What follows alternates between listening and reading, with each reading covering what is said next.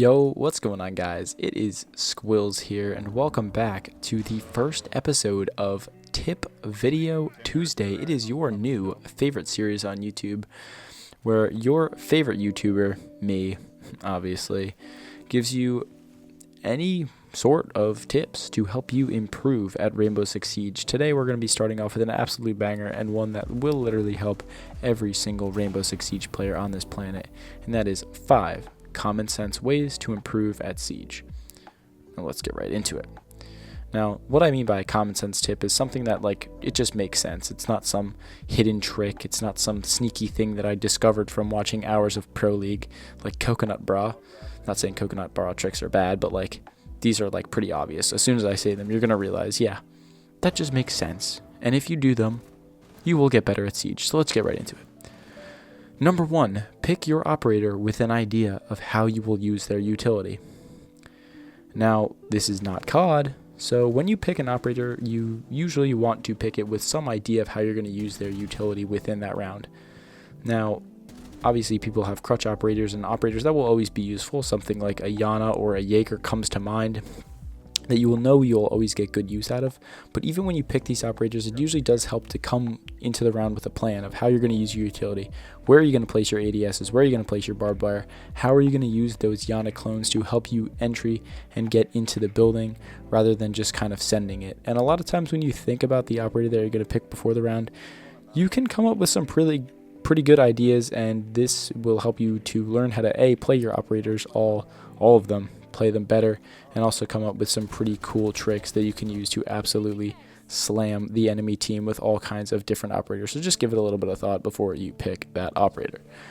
Moving right along on to number 2, stop pushing by yourself, especially in solo queue. My goodness, from my years of solo queuing, I've learned that by far one of the worst ideas and also one of the most frustrating. If you want to get tilted, pushing by yourself is easily the best way to do that, because let's face it, you cannot drone and clear the entire map. Something bad is going to happen to you. You're either going to misdrone somebody's going to take the area that you droned after you droned it, or as you're entering the map, someone's just going to run up behind you and kill you. And usually when you enter on the other side of the map, it's not going to do you any good anyway, because you're not really putting any direct pressure on site. It's much better to work with your team and or just put direct pressure on site if you're going to be doing anything by yourself.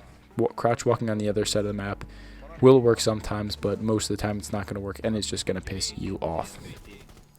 Tip number 3, get on cams at the beginning of the round and also later on in the round too, but easily the most guaranteed intel you have is at the beginning of the round. I cannot tell you how many times that I've seen myself literally just getting on a spawn cam. Nobody will shoot it, and you can see easily where they enter the building.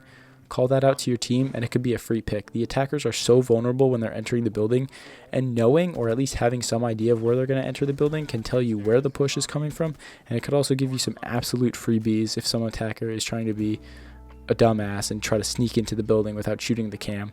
It's just going to be a free kill for your team. So just take 5 seconds or 10 seconds, get on cams at the beginning of the round, see where the other team is spawning, and thank me later, because you are going to get, you and your team, so many freebies. Number 4. We're on number 4, right? Yeah, okay. Number 4.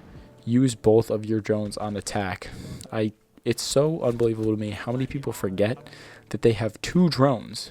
And these are usually the people that either waste their first drone in the prep phase, or they don't touch it. They scroll on TikTok in the prep phase and then forget to pick up their drone. So honestly, just don't be irresponsible with your drones. Use both of them. If you're not going to do anything that involves you droning, if someone's either droning you in, or you just don't really need to take that much map control where you would need 2 drones, take some time and think about the fact that, hey, I have an extra drone. I can throw a really great rotate drone or a flank drone that could literally save my team the round.